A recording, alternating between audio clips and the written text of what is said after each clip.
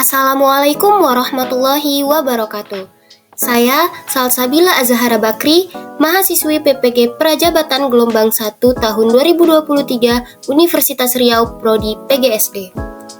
Pada kesempatan ini, saya akan menyajikan video kampanye praktik baik untuk memenuhi ujian akhir semester mata kuliah Perspektif Sosiokultural dalam Pendidikan Indonesia. Zone of Proximal Development atau ZPD merupakan suatu konsep dasar dalam pembelajaran konstruktivistik Vygotsky.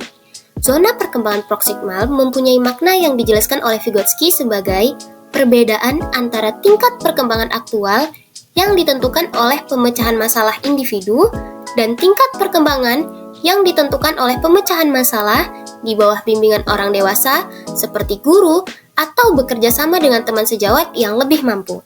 Sedangkan scaffolding adalah metode mengajar dengan jalan atau proses yang menyesuaikan dengan tingkat dukungan guru agar sesuai dengan kognitif peserta didik. Adapun kelebihan scaffolding yaitu 1. Peserta didik diposisikan sebagai mitra guru, sehingga peserta didik lebih termotivasi untuk belajar. 2. Pengetahuan dibangun sendiri oleh peserta didik. 3. Peserta didik aktif mengkonstruksi secara terus-menerus sehingga terjadi perubahan konsep ilmiah. 4. Memberi petunjuk yang jelas untuk membantu peserta didik fokus pada tujuan pembelajaran.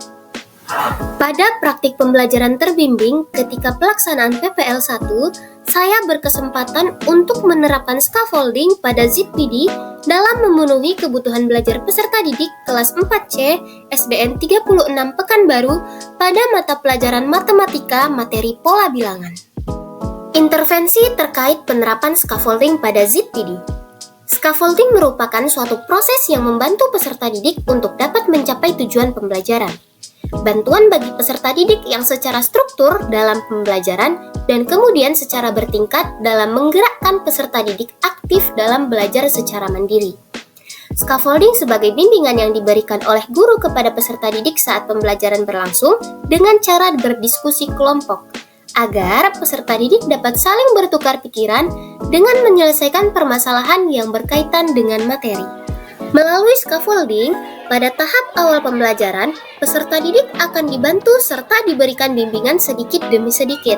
Kemudian, semakin lama secara perlahan-lahan, peserta didik akan diberikan tanggung jawab dengan mengurangi bantuan yang diberikan hingga mencapai pada tingkat kemandirian peserta didik dalam mengerjakan tugas yang diberikan. Seperti yang tertera pada gambar, ada beberapa tahapan yang harus dilalui dalam scaffolding pada ZPD. Pada tahap pertama, peserta didik diberikan tugas atau konsep yang berada di luar kemampuan mandiri mereka, namun dapat dicapai dengan bantuan dan bimbingan. Disinilah peran guru untuk memberikan bantuan dan bimbingan yang disesuaikan dengan peserta didik atau yang kita sebut dengan scaffolding.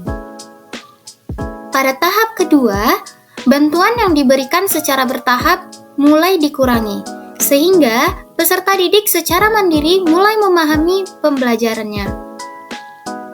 Pada tahap ketiga, peserta didik dapat mengerjakan tugas atau konsep yang diberikan tanpa bantuan sedikit pun dan dari siapapun.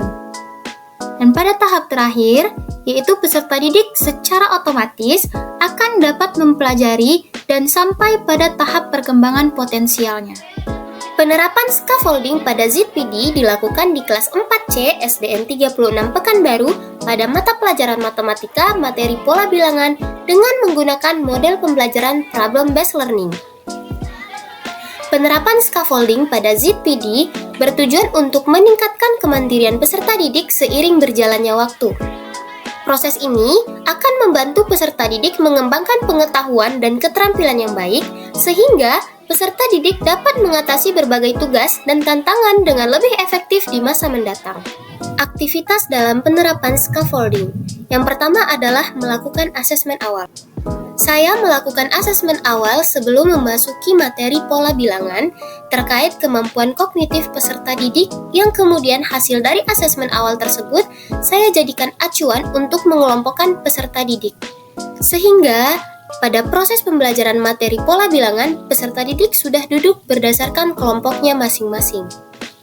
Yang kedua, memberikan tugas kepada setiap kelompok, di mana LKPD yang diberikan harus diselesaikan bersama-sama dengan anggota kelompok masing-masing. Yang ketiga, memberikan bimbingan kepada peserta didik. Pada proses ini terjadi scaffolding, di mana guru melakukan perjalanan kepada setiap kelompok, kemudian guru memberikan bimbingan kepada peserta didik ketika mereka berdiskusi, yang kemudian perlahan-lahan bimbingan tersebut berkurang hingga peserta didik dapat belajar secara mandiri. Dan yang terakhir adalah melakukan evaluasi. Hasil yang dicapai melalui penerapan scaffolding adalah 1. Peserta didik terlibat langsung dalam pembelajaran, sehingga peserta didik lebih aktif selama proses pembelajaran. 2. Lingkungan belajar yang suportif dan meningkatkan kerjasama antar peserta didik. 3. Peningkatan pemahaman peserta didik.